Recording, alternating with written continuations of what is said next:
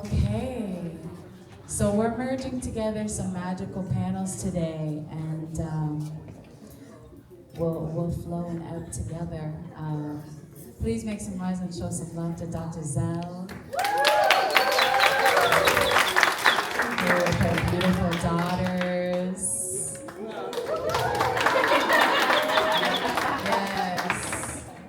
And my name is Ashanti Eva, and I am supporting and moderating the Healers Among Us, honoring Boston's women of wellness and wisdom. Woo!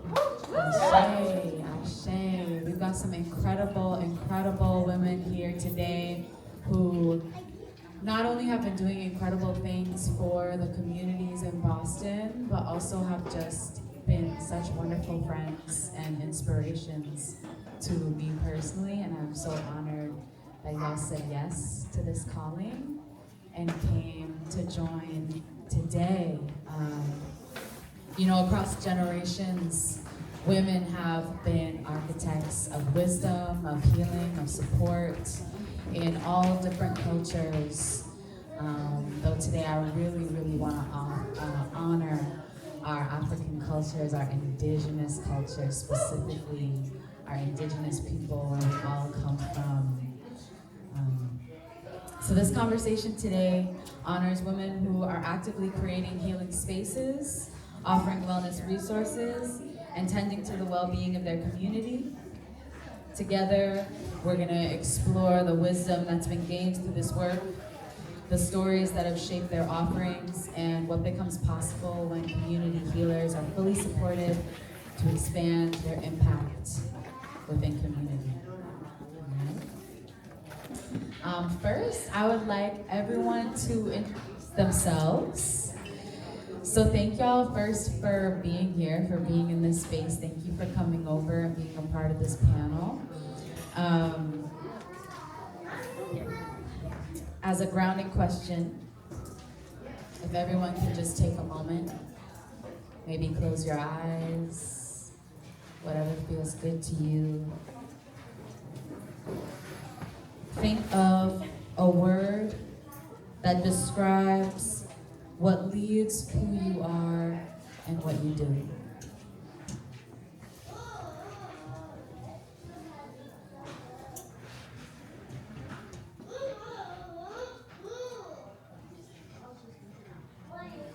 Should we say them all out loud at the same time? Okay, on the count of three, say your word. Oh, y'all don't like countdowns, huh? Okay, ready? 1, 2, 3. I heard so many magical things. That was a beautiful jumbo. That's what we're doing right now. Okay, I'm gonna pass the mic on and we'll just do little introductions. Your name, your offering, your work, your community connections, and maybe a sentence of what brought you into this work. All right. I'll start. My name is Ashanti Eva Davenport. My work is supporting communities, singing, creating music, creating art in all capacities. And I lead 2 organizations, Arts Underground and Healing Soul Productions. There's a lot of things under that umbrella, and I serve mainly Boston, but I want to branch out. And I would say seeing a need in my community is what brought me into this work. Aloha, I'm Alumia. The type of work I do is working with the infinite self and being able to tap into self-mastery and accountability through resurrection, through understanding the interconnection that we have to our existence and every experience and thought. Everything that comes to our existence is our own accountability. So working through that, discovering it, exploring it, expressing it, experiencing it in every capacity is what I specialize in. And I serve Massachusetts, people in Philly, really anybody I really come across, to be honest, because that's really what the work is about. And what brought me into this work, I guess, was coming into existence in the first place.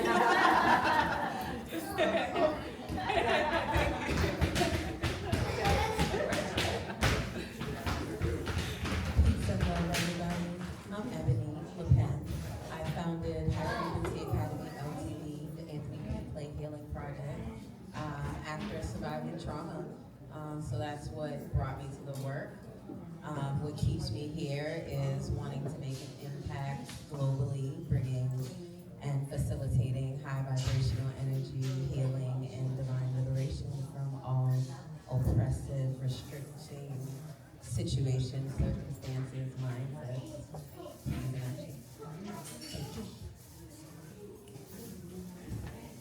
Peace everyone, my name is Kanea Riley. I'm the owner of Divine Haven, part of the Mystic Temple. Thank you, Eva. And almost forgot the question. So why I got into doing herbalism and being an herbalist is because I grew up with a lot of health conditions, eczema, asthma, allergies, and as well as my family surrounding me, a lot of chronic illness. So I just felt the call from myself and my ancestors to be able to be the change maker and the healer in my family.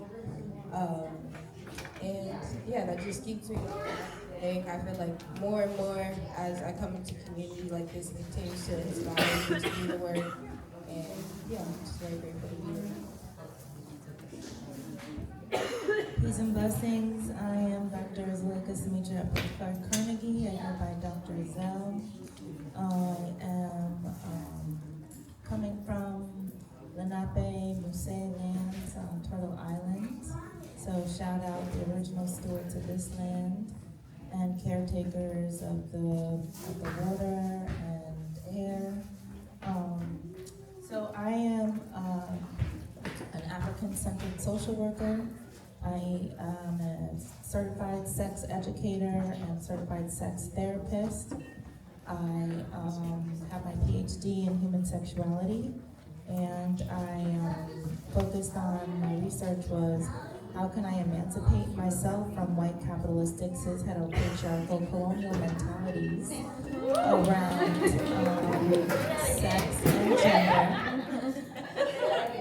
How can I emancipate myself from oppression, right? So white, capitalistic, cis, heteropatriarchal, colonial mentality. And so I learned about Oceanality, which is African eroticism that affirms pleasure. And it is through the Yoruba spiritual traditions and wisdom, and highlighted with Oshun or Orisha, or nature forces. Hard to translate, again, when you have translating into English is really has a lot of limitations, and a lot of these concepts are very challenging to articulate into English, but here we are, and while I know English, I really like to use it to still articulate words to support liberation.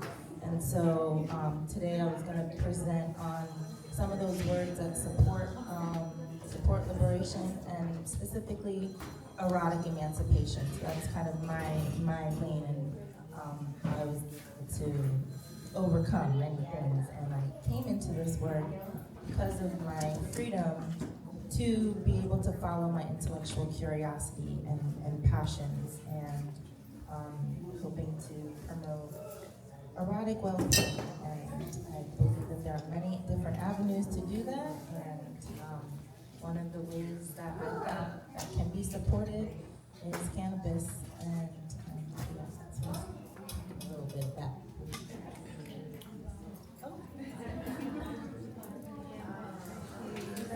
My name is Shanti, and the way I came to this work was just wanting to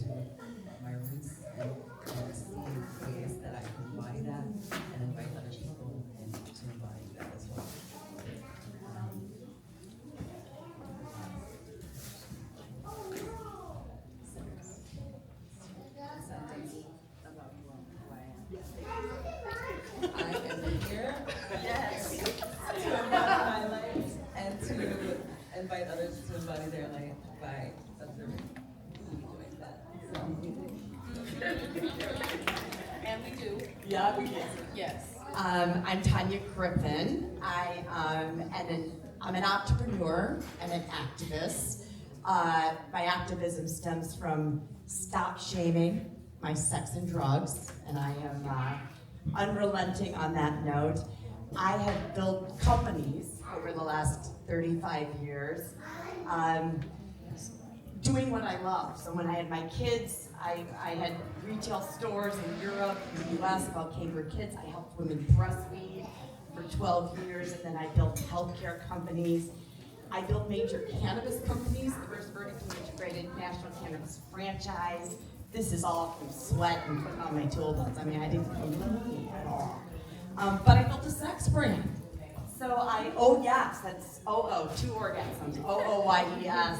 And I have products that sell across the country, and I sell in dispensaries. And really, for me, it's not there's any magic pill around cannabis. We know there's not that.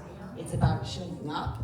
It's about staying present. So, Oh Yes is all about sex, drugs, and rock and roll. But it's really about opening communication. I built a sex quiz, thousands and thousands of subscribers, where you get to say, oh yes, oh no, maybe so to 100 different sex acts, and share them with your partner discreetly. But for me, that was about open communication.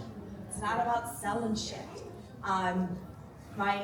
What I'm doing now is I have a tech platform that's getting built called WeFlowYo, which is it's about tracking the intersection between drug use from prescription to illicit and flow states and fluctuating hormones with the objective of helping individuals identify their practices, their drug use, and actually eliminate some of this Western medicine bullshit and figure out how to stack and titrate and time and learn how to dial in drug use, whether that's cannabis and LSD and stacking and what that is, with better practices. And so it's as much as about eliminating what's not working for you and the noise as it is dialing in with intention what is working for you. That's it. Peace and blessings, everyone. My name is Nadra. I'm Divine Feminine. I teach Divine Feminine energy, how to cultivate it, how to expand your consciousness. I teach spirituality and metaphysics. Some of you know me from my restaurant, Oasis Vegan Veggie Parlor, where I was very honored to feed the community plant-based food and raise the frequency while doing it. So, and I'm honored to be here and to share. Victorious energy. Is there anybody else that would like to introduce themselves real quick? Because it's should be You got sharing. enough time for that? Are we going? We want to. Okay. We'll meet you all after. How about that? The term that's inspiring me to share is temporal sovereignty. There's so many different ways of understanding time, and so there's academic words that describe that, but there's a lot of different ways to be in time, and time as relational is very much understood from African ways of time. But yeah, I just like the temporal sovereignty to allow us to use our own pacing and our own ways of knowing to disrupt colonial sense of time that says very rigid, and it does not.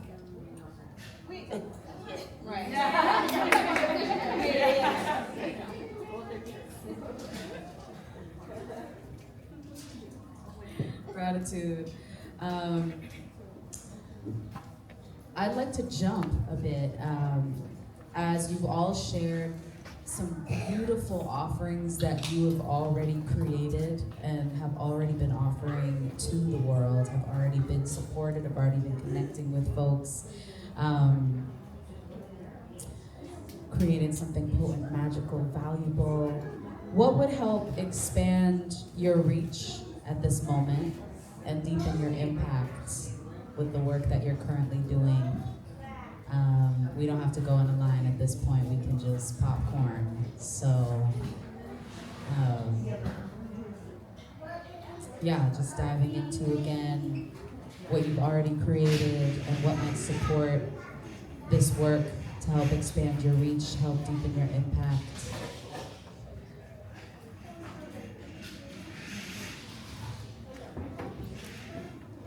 Again, thank you for this question. During the grounding that we did, my word was expand, so I felt called to answer.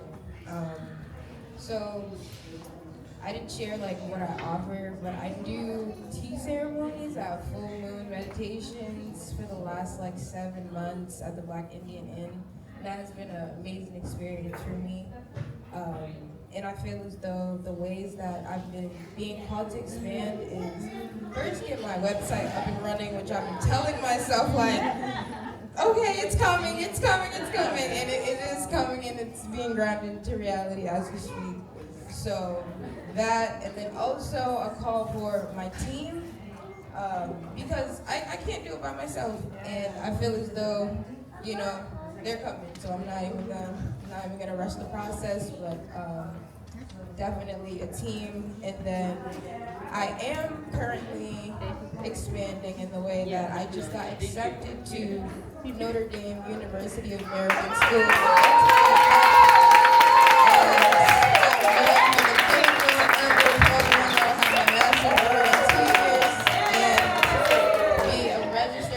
On the American Herbalist Guild.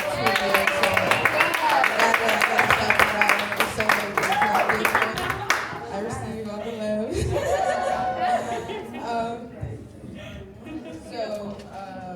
All of those things coming into alignment together is all the part of the expansion, and I'm just so very grateful and thankful for that question, because it's definitely something to speak about and something to put out into the air for it to realize. So that's right. Femifesting. There you go. Femifesting. I just want to share some random terms that inspired. So we got bliss plus discipline. But I think about discipline as teaching and learning and bringing in, taking responsibility for bringing in your own bliss and joy into your life. Speaking about joy, there's joygasm, gigagasm. We need to expand how we can even talk about orgasm expansively to include, reaching your euphoric threshold, and that can be done many ways outside of genital actions. And so part of my work is also talking about non-phallocentric sex, which talks about the power, pussy power, I guess. And I do have, I work on a little terminology offering, so folks can email me, and I did a little canna sectionary, which is like cannabis words and sexuality words. And so one of my theories I like to share is called erotic pronoia. So you have paranoia, but the opposite is pronoia, where the universe is conspiring to shower you with blessings. And so being really thinking about the belief and having a way of just allowing yourself to dream and imagine too. Like, I spend a lot of my time fighting depressive forces, but I also want to make time to give my energy for liberation. And I also am on Team Decolonizing, so staying in with curiosity as we explore the things, and also just perceiving. There's a lot of perception, and so there's words for perceiving pain and temperature and time, and I wanted to share that I created a word to perceive pleasure, eroception. So that's kind of my gift, to be able to begin to articulate and just share different words to help describe our experiences as we decrease the distance towards liberation.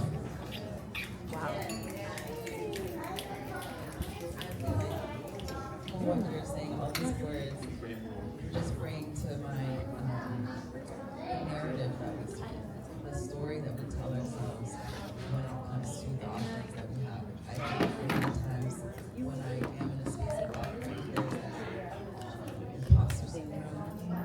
Say I'm not doing it, but I don't want to claim it, and I don't feel comfortable. So there is a power in changing the word, being mindful of the narrative, the way you speak, and also taking these opportunities to say out loud what you're offering.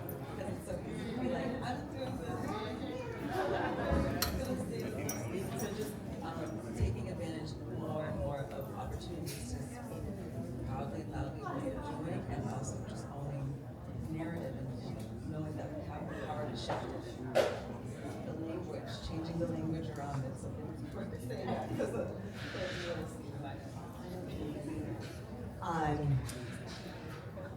building community and organizations that we can all get involved and connect with each other and support. So you need help with your business, we need to be helping each other, supporting each other. If I know something and have expertise, I need to give that to you, but we need to be doing that in community. For example, we have the Psychedelics Writers Guild. There's a lot of us here. You're coming on board, thank goodness, from Washington, D.C. That's about telling those stories, connecting us. We throw gatherings, because we have got to start telling our stories, getting help from each other, talk to each other. That's how we're going to rise the tide here, because there's going to be a lot pushing us down. This is not easy. This is sex and drugs. It doesn't get any harder than that. Come on. No, would you like to know?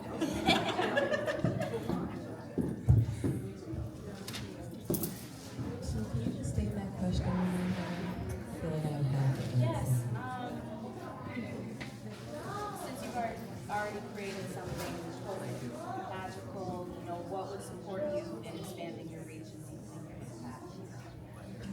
So definitely having,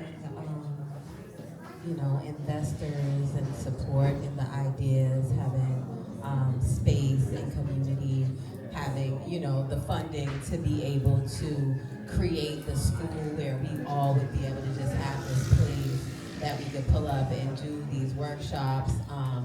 People who are in divine alignment and have an idea and awareness around transformative justice modalities of working through conflict, because I feel like conflict resolution is something that is in dire need here, and I do what I facilitate is us being able to tap into self-healing and understanding that we're accountable to ourselves, right, for that, but also in community, right, and how are we actually working through the conflicts that we're having that are internal but being projected externally, and what is the model? There are so many models. I feel like I've taken restorative justice training, and I'm dealing with a lot of communities who,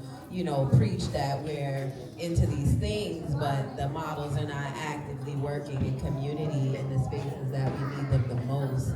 So my real ask is that we, learn to see what that is and how we're individually working through conflict in our most personal relationships, but also collectively, and how are we speaking about those things? A lot came up around words, the words that we're using. How are we speaking around the conflicts that we're having?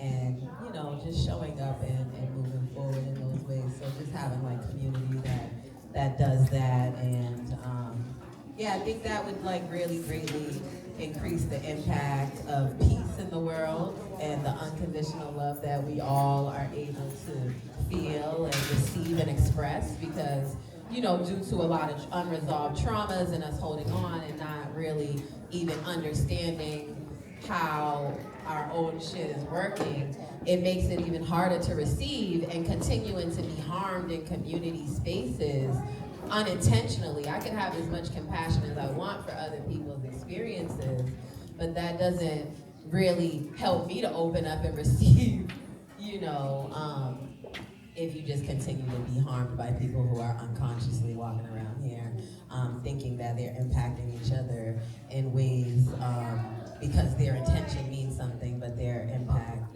nobody's willing to listen to the impact and hear how sometimes our actions impact other people. And I think we need to create safe enough spaces to where we can have this dialogue around how am I offending you and how are you offending me, and how we can walk forward in that without as much shame and guilt and disruption that we are currently having right now. Thank you. So I don't know, I think with us, as a group of us here today, it's probably something we should just create community with the skills that we already have. I mean, all of us have these skills. These are things that we obtain within, you know, even dealing with illness in our body, right? Like everything that we experience, it's all the same type of conflict that we're already having to work through and having to have the patience and the acceptance for these aspects. And you know, everybody has a skill and a trait, whether you're a practitioner or not. It's being able to understand that that's what you want, that's what you need, and creating those safe spaces by us just being able to come together. I couldn't more so agree, and especially in not necessarily, a lot of times people do ceremony where it's for your own individual things, but there's the communities and these groups that are already here are tainted, and they're not cleansed.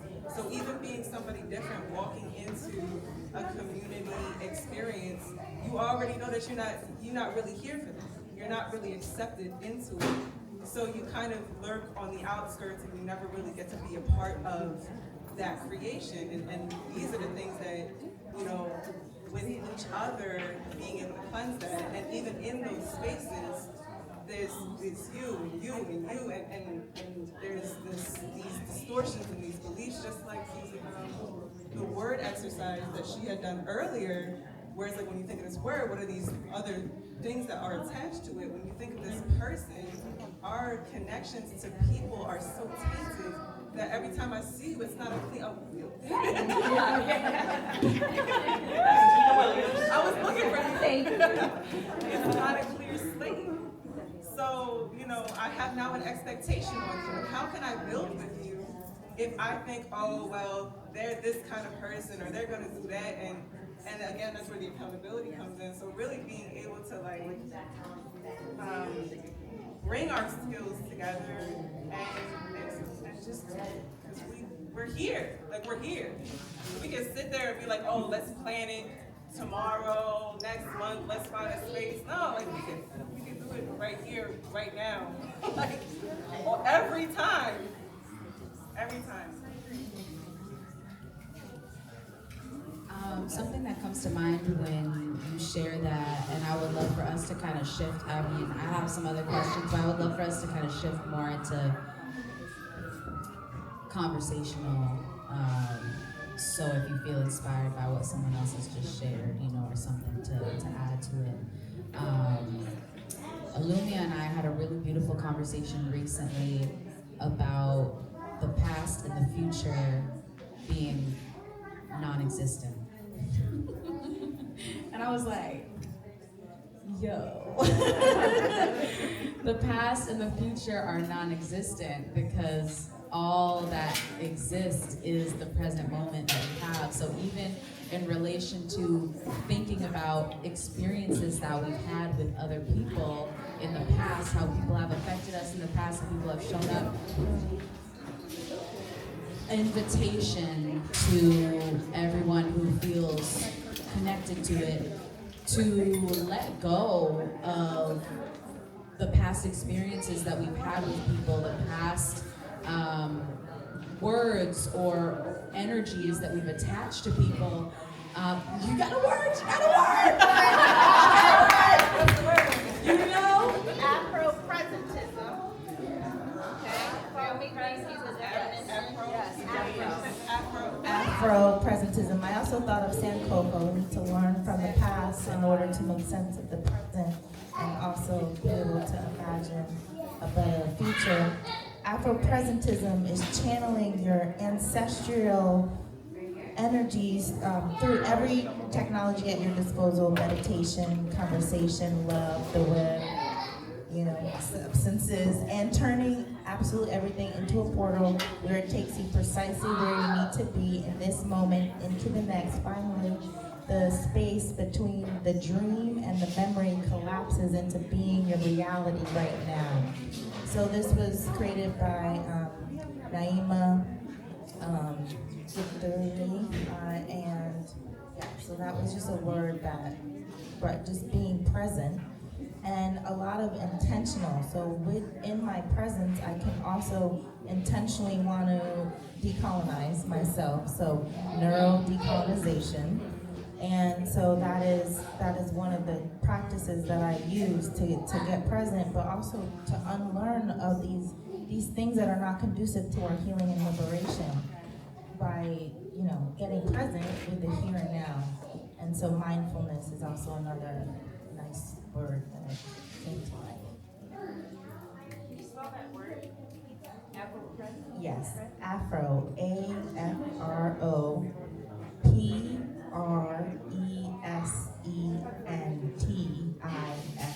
So presentism, like being present.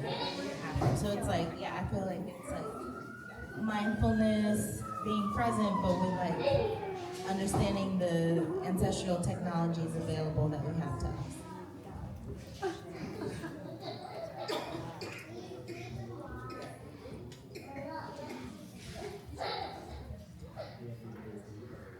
Allowing ourselves to let go of past versions of folks, because again, we're reborn in every moment, right? We're renewed. The person, the version of me that y'all met a year ago, that Jubilee met a year ago in Denver, Colorado, is not the same person that's here today. She has a lot of those same things along with her. She's moved along with those experiences too. So allowing ourselves to release what we held on to, and not holding on to those judgments of folks. How can we do that?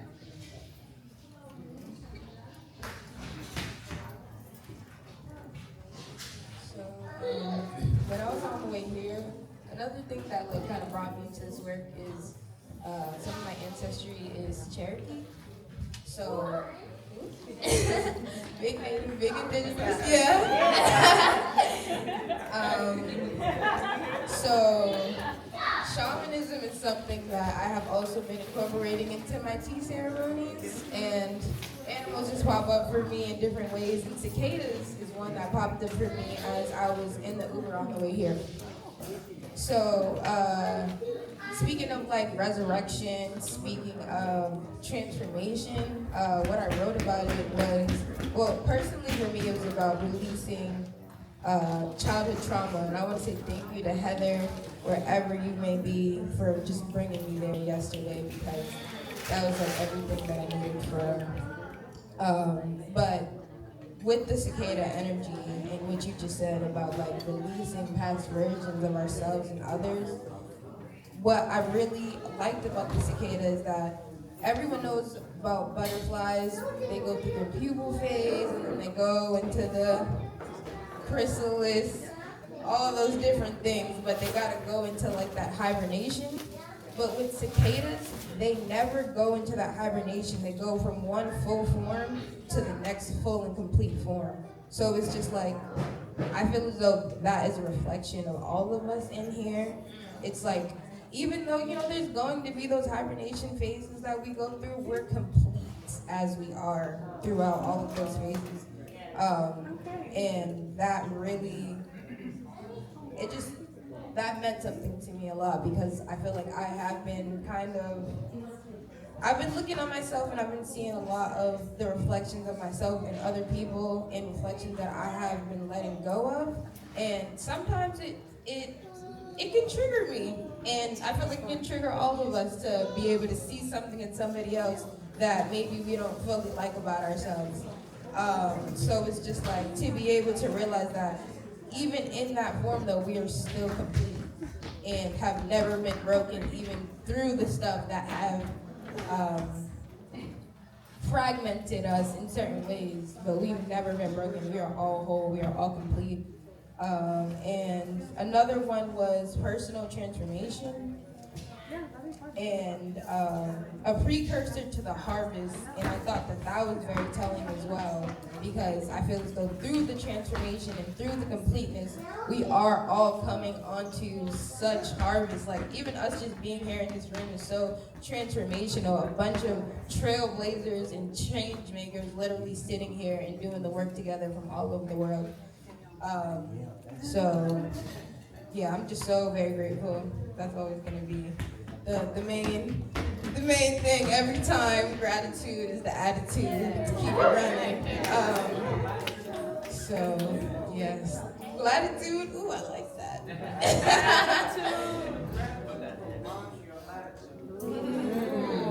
Y'all didn't hear it. She said, gratitude of attitude will launch your attitude.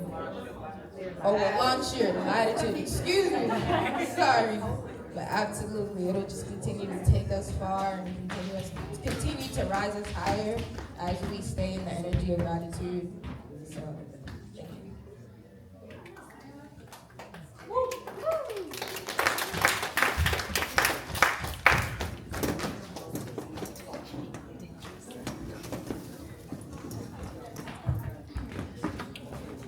Okay, so for me, when I think about release, I mean, I've been struggling with that word a lot over the last several, because I feel like maybe I've repurposed into like, I'm releasing my energetic attachment to these things. And I'm releasing the attachment to it in the place that it is now, so that I can receive its repurposed form that would allow me to shift my perspective into a place that I can actually stand to be, versus the way that I've been looking at my past, or looking at those parts of myself that I didn't want to see, or that I don't enjoy seeing, in a different way. Like, I can't release who I was, like, that already is done, or that expression has already been had. Right? There's no changing the expression that has been had. There's no changing the past. But I can release the attachment to my perception on how I've been looking at my past and how I've been attaching to it energetically, so that I can gain the distilled lesson from the experience.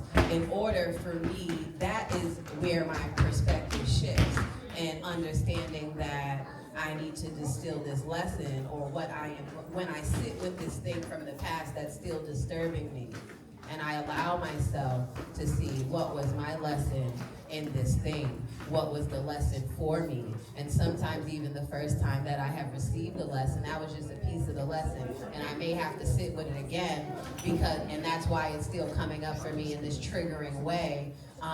But once I sit with it again, and I sit with it enough, and I've gained the full lesson, it doesn't have the energetic or emotional effect on me in the same way, because I have now allowed myself to gain the perspective, a different perspective from how I experienced that situation. So then moving forward, I am now experiencing that in a different way, and I have transmuted and alchemized the energy of that experience, versus thinking of me releasing it. Because for me, you cannot really let it go. You can, however, let go of an energetic attachment to something and allow it to be perfect.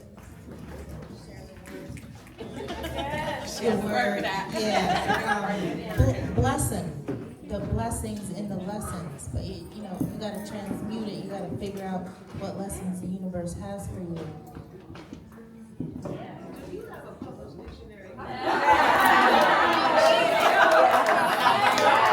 Coming soon. So I want to join the writing collective, but I am working on a decolonial sectionary. My challenge is that there's so many words, it's hard for me to cut. I'm like adding every day all these words that I learned. I'm also wordsmith, I create words as well. So it's endless, but I do, you can email me, I just have the words that I've shared today. And yeah, so the canon sectionary I have. Brilliant. Oh, got my email. My email is Zelaika, ZELAIKA ZELAIKA@gmail.com.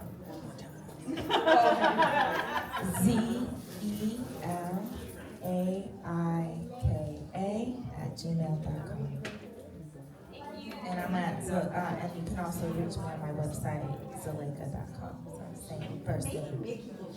Yeah, that would be great. Yeah, I'll send it out, and we're also gonna invite Dr. Z back for an online conversation for our year-long container, because she has so much to share. I've been watching her since before she graduated, and she's kicking ass and she's making it look great and easy with twins. So, thank you. Thank you. Thank you. Got the writers with the psychedelic writer skills. Adam Butler will probably rent this space, and we will be doing these pictures and bringing them together again. Yeah. That'll come through Nikki too. Right, so that's all they coming through Nikki. And Sammy. And Sammy, all of these people living together. So one of the things that is really interesting to me about release is when you actually look at the digestive process and same thing with the body, with energy, with every experience that we have, we don't just take food in and eliminate it. It goes through a whole process. We have to eat it, we have to absorb it, it has to be distributed, utilized, absorbed, detoxified, and then eliminated. So we are always, like, often we're trying to jump ship and release something that we're still absorbing the nutrients from, regardless of how long ago that was.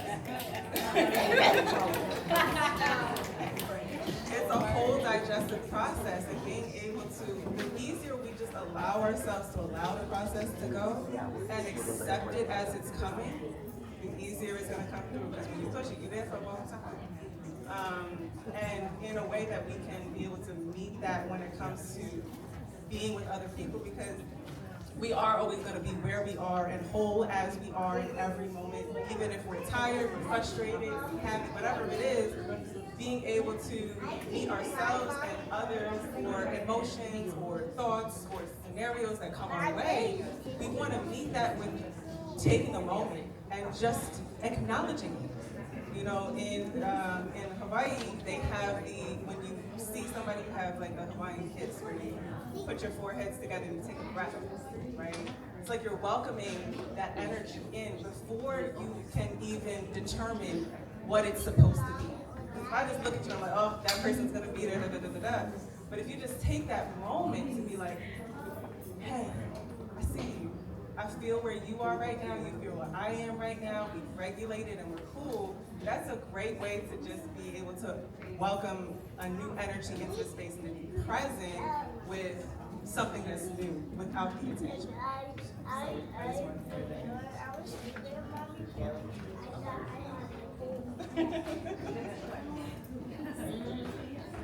And just to add on to that, being in the present is really where you access your psychic abilities.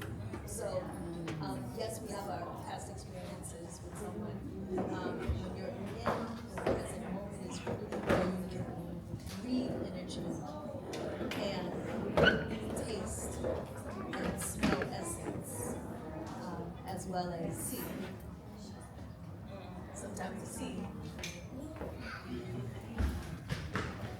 That doesn't feel like good, you know, it's judgment.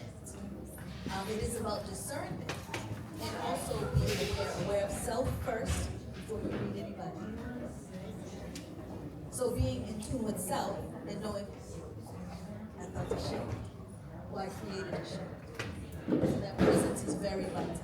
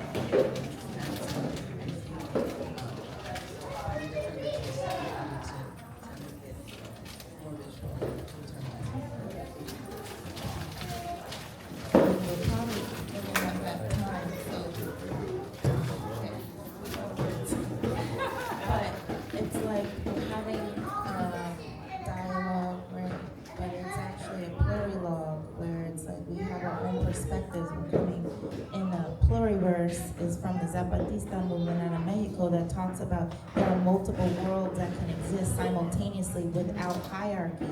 And I feel like we have our inner universe, our innerverse, we have an introverse when we're between universes, we have a yoniverse, there's an Oshuniverse, okay?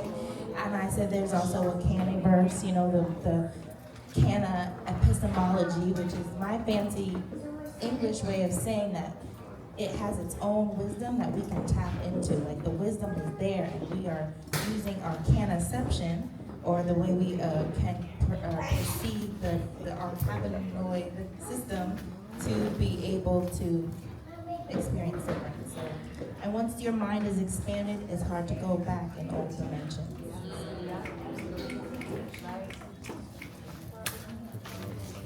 I just want to say thank you for this beautiful conversation. We jumped in a couple different spaces where really were held in a space of, you know, honoring the present moment and release, and also just the beautiful work that these incredible women have been doing in their communities, that has been outreaching to communities beyond and beyond. You know, I'm sure there are people that have come to Nadra's restaurant from all over the world and have experienced the healing of her nourishment, and come to Shanti's events and experience the beauty of what she's holding in these spaces, and learning the words that Dr. Zell is teaching and educating on, and testing out and trying the incredible teas and herbalism, you know, and experiencing the sound healing, being a part of the incredible conversations that Alumi has been holding in different space, and coming to the events that I've been putting together and seeing and being inspired and educated in community connection. And I'll just ask one final question for us so we can answer with one word, because we're now wrapping up. Huge thank you to this space, Modern Party Art, where we can come back to. We can come back to and hold space here and have these types of conversations here and continue to build. Huge thank you to women in Entheogens. Huge thank you. All of the incredible people in this room right now. All of the incredible conversations we've been having. One word that describes the future that we are curating, that you are curating. Empowered.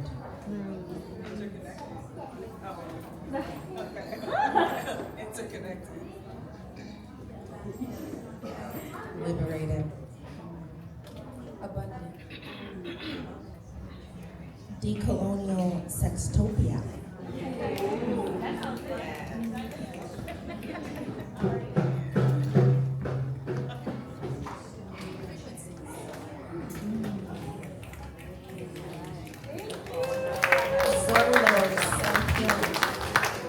Zollo. It's a word. It's Southern African for self-healing. We all have that power. So we activate and tune into that power.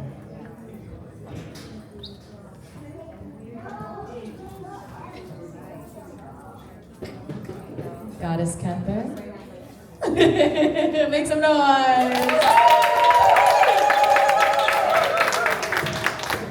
All right, y'all. We are down to the last parts of our ceremony.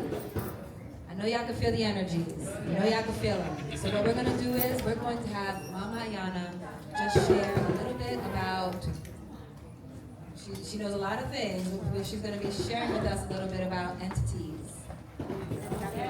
Wow. And then immediately after her, we're going to move into the closing ceremony where we will be moving over to the Pussy Portal and we'll be calling in the Mother Realm. And it will be headed by Anna